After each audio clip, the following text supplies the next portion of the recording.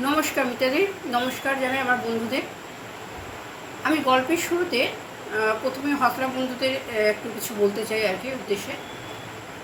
আমাকে হসলার এক বন্ধু বলেছে যে আপনি খুব সুন্দর কবিতা লেখেন, খুব সুন্দর গল্প লেখেন, খুব সুন্দর গল্প বলেন।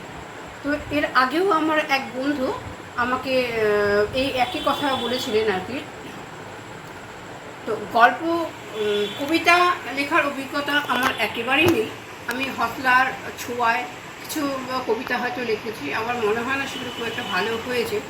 তবু আমার কবিতা তোমার ভালো লেগেছে, আমি খুব খুব খুশি হয়েছি, আর আমি তোমাকে ধন্যবাদ জানাই। কিন্তু আমি জীবনে কোনো দিন গল্প লিখিনি, আমি গল্প লিখতে জানি না। আমি যা বলি আমার নিজের জীবনে বলি, নিজের কথা লিখি বলি।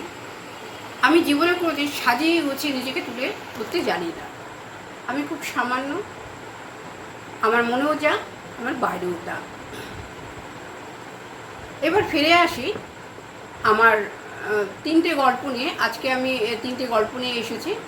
তো প্রত্যেকটা গল্প একটি গল্পের সাথে আরেকটি গল্প যুক্ত আছে, তাই আমি একই দিনে তিনটে গল্প বলতে চাই। তো আমার গল্পটা খুব সাধারণ, অতি সাধারণ একটি গল্প। তবু আমি বলবো যে আজকের গল্পটা একটু আধ্যাত্মিক মন নিয়ে শুনবেন, তাহলে ঈশ্বরের মহিমা আপনাদের হৃদয়ে আপনারা উপলব্ধি করতে পারবেন। তো আজকে আমি প্রথমে তিনটে গল্প নিয়ে এসেছি। একটি হচ্ছে দীক্ষা নেওয়ার গল্প, আরেকটি হচ্ছে আমার জীবনের কিছু গল্প, আরেকটি হচ্ছে খসড়ার কিছু গল্প। আমি প্রথমে বলি আমার দীক্ষা নেওয়ার কিছু গল্প। আমি যখন প্রথম আমার স্বামী যখন বেঁচে ছিল তখন আমার ইচ্ছা ছিল যে আমি দীক্ষা নেব জয়রামবাটি থেকে, কিন্তু আমার তখন নেওয়া হয়নি। তারপর আমার স্বামী মারা গেলেন, তার অনেক বছর পর আমি দীক্ষা নিয়েছি, কিন্তু ক বছর আগে নিয়েছি আমার ঠিক মনে নেই, কয়েক বছর হয়েছে। তো আমি দীক্ষা নেব, দিদিদের বললাম যে আমি দীক্ষা নেব। দিদিদের মতামত জানালে। তারপর আমার দিদি কদিন বাদে আসলেন, এসে বলেন যে ভারত সেবা আশ্রমে নিয়ে গেলেন, তারপরে ওঙ্কার ঠাকুরের আশ্রমে নিয়ে গেলেন, অনুকূল ঠাকুরের আশ্রমে নিয়ে গেলেন। দিদি বললেন যে কার থেকে নিবি বল। আমি বললাম যে ঠিক আছে, আমি একটু ভেবে দেখি। তো আমি ওদের কিছু বলিনি, কারণ ওরা যদি হয়তো ওদের ইচ্ছেটা যদি আমাকে বলে যে তাহলে আমি সেটা না বলতে পারবো না, সেই কারণে আমি কিছু ওদেরকে বলিনি। তো তারপর আমি ছেলেদেরকে বললাম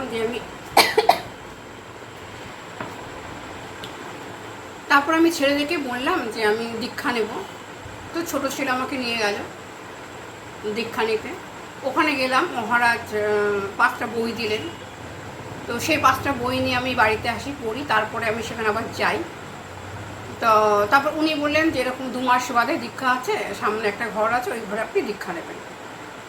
তো আমি কানে খুব কম শুনি, তো আমি ঠিকমতো শুনিনি এবং কাউকে আমি জিজ্ঞাসাও করিনি।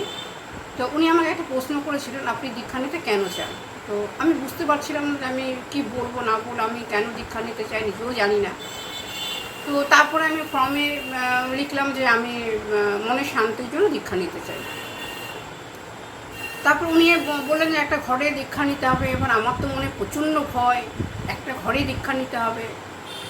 তো 2 মাস ধরে আমি প্রচণ্ড ভয়ের মধ্যে আমার কেটেছে, যে কী হবে না হবে, প্রচণ্ড ভয়ে।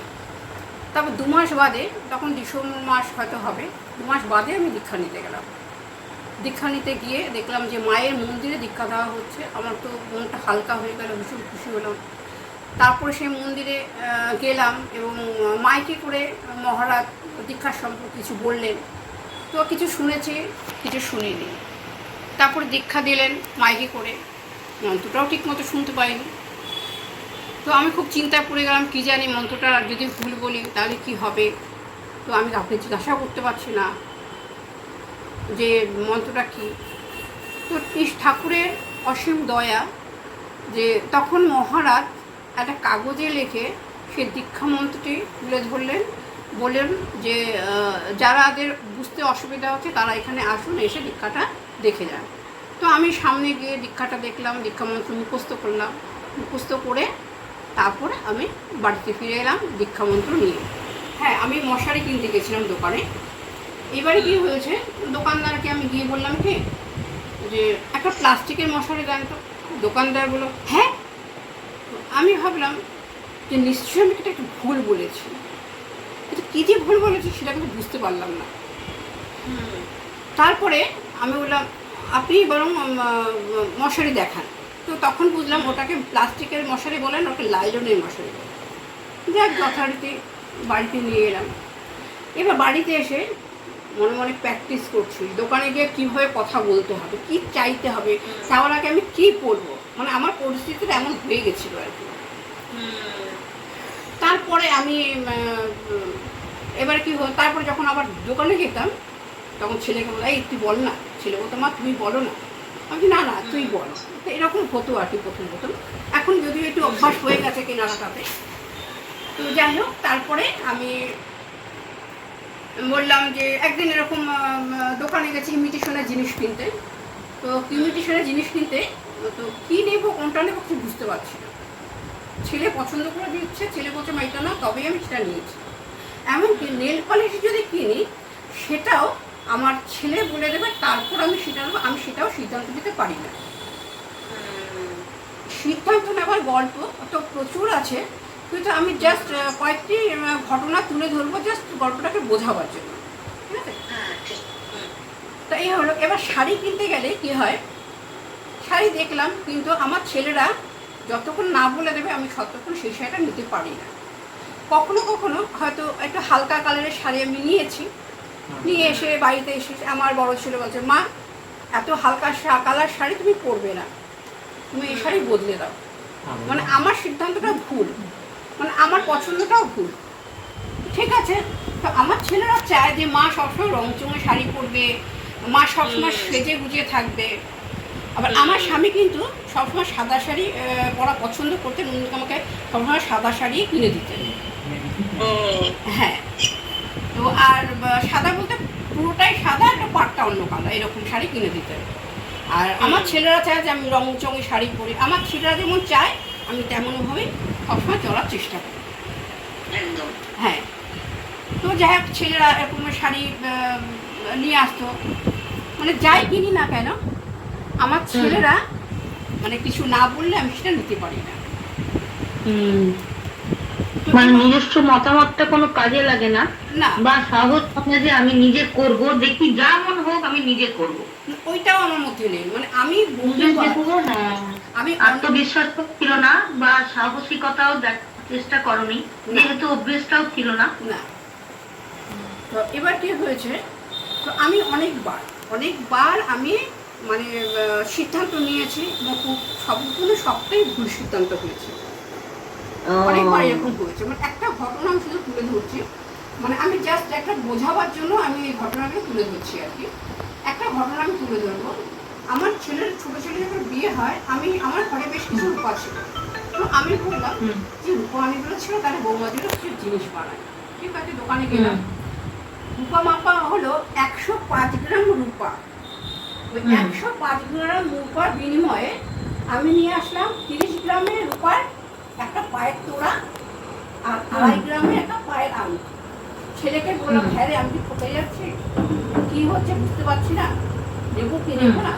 আমার মেয়ের ছেলে বললো মা তোমার যেটা পছন্দ, তোমার যেটা মনে হয় তুমি সেটাই করো।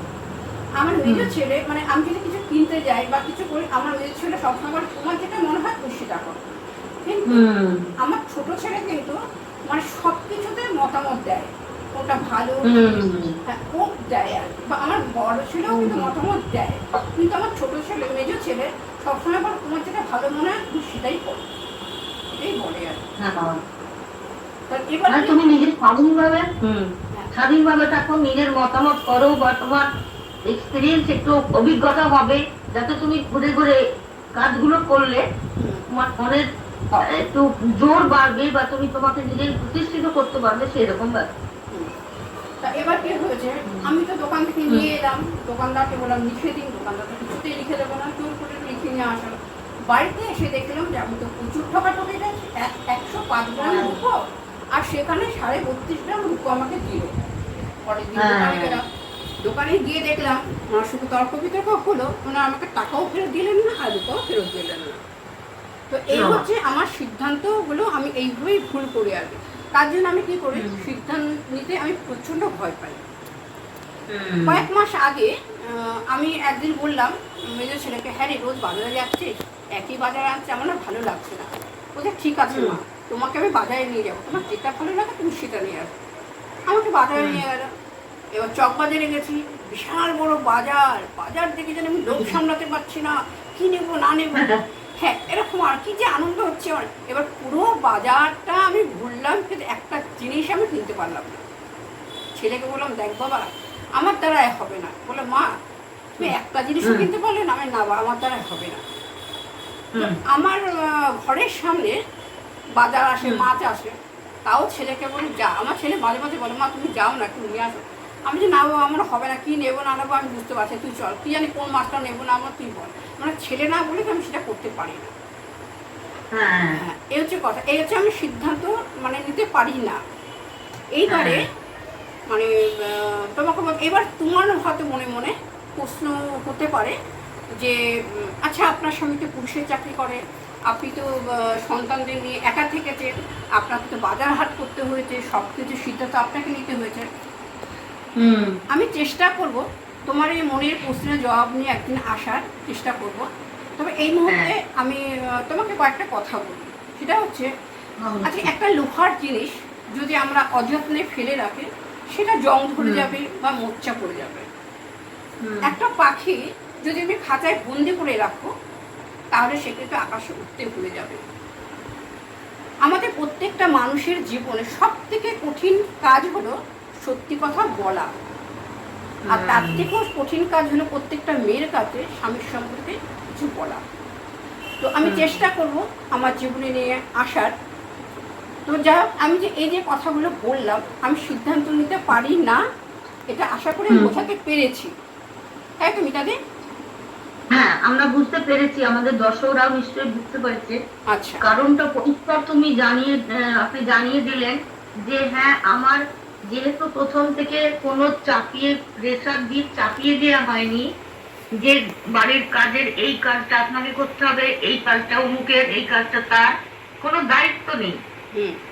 আপনার প্রত্যেকটি জিনিসের দায়িত্ব ছিল আপনার হাজবেন্ডের। তো আপনিও নিজের থেকে আগ্রহী ছিলেন না। কেন ছিলেন না? যেহেতু বয়সটা কম ছিল, আমি খুব ছোট ছিলাম। উনি করতেন। হ্যাঁ,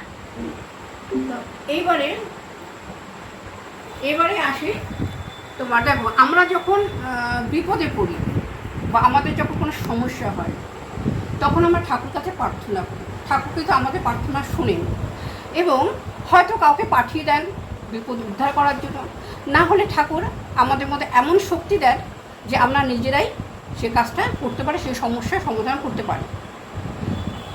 ঠাকুর এবং শ্রীমা আমাকে এমন শক্তি দিয়েছেন, আমার মনের শক্তি জুগিয়েছেন, সাহস জুগিয়েছেন, আমাকে আশীর্বাদ দিয়েছেন। সেই কারণেই আমি সিদ্ধান্ত নিতে পেরেছি যে আমি ওষুধ খাবো না, যোগা যাবো।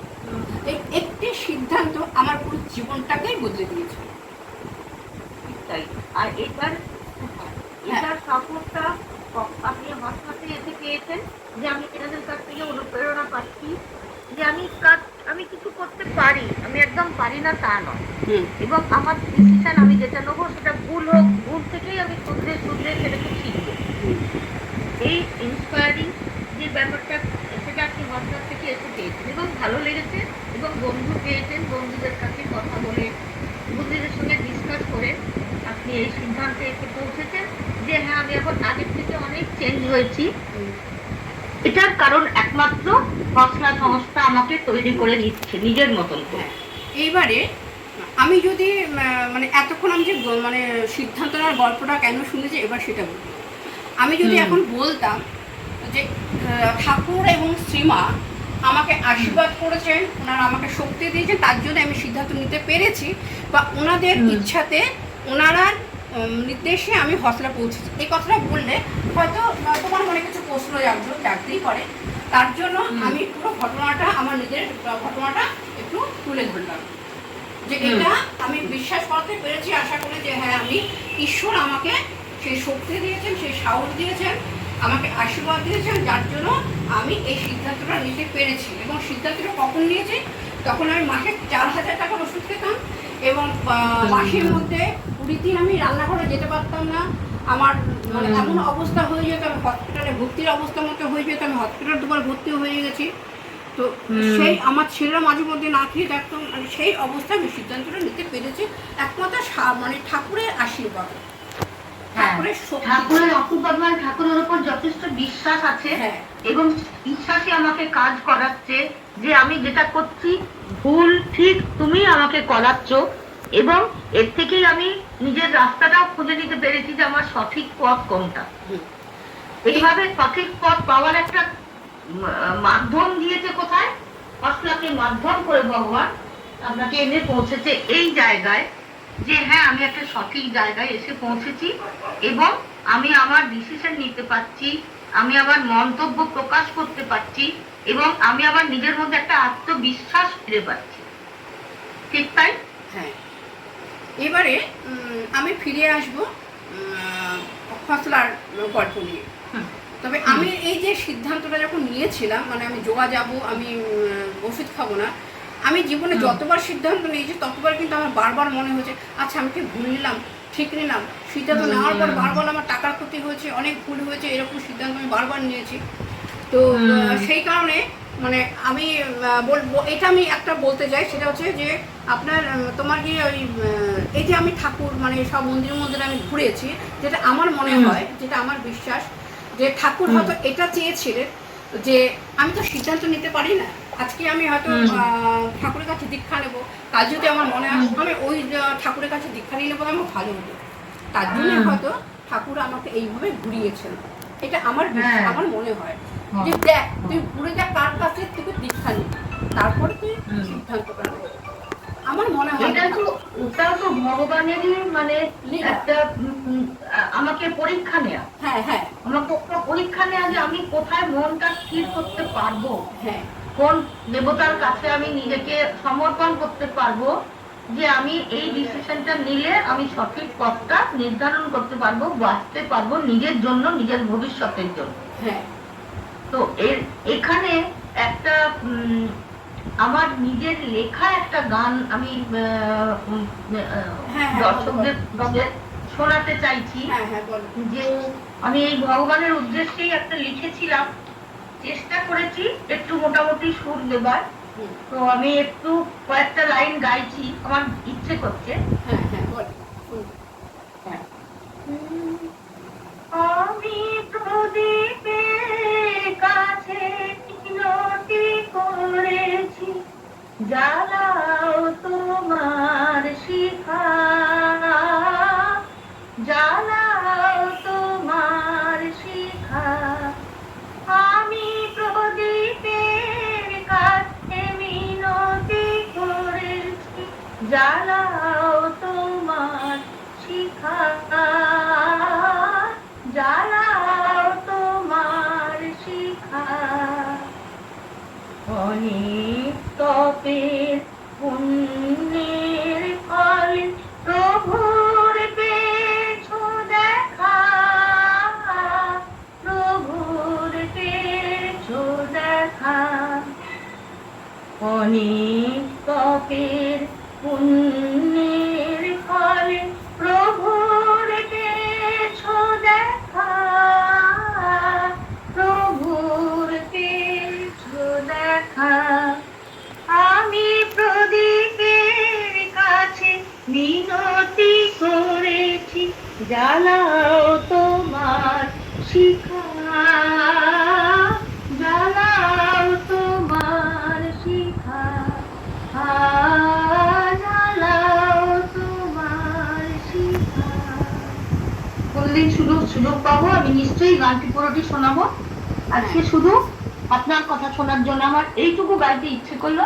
অনেক ধন্যবাদ শ্রোতাদের, আপনাকে এবং তোমাকে অনেক ধন্যবাদ।